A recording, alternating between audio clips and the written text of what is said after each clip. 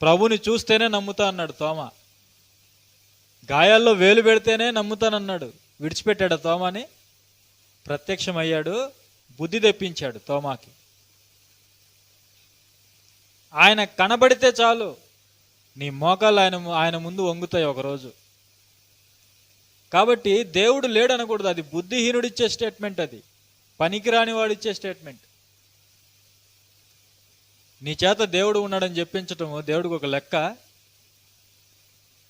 కానీ దేవుడు ఎదురు చూస్తున్నది ఏంటంటే, నీకు పక్షుల కంటే జంతువుల కంటే జ్ఞానాన్ని ఇచ్చాడు. శ్రేష్టమైన జీవిగా నిన్ను చేశాడు.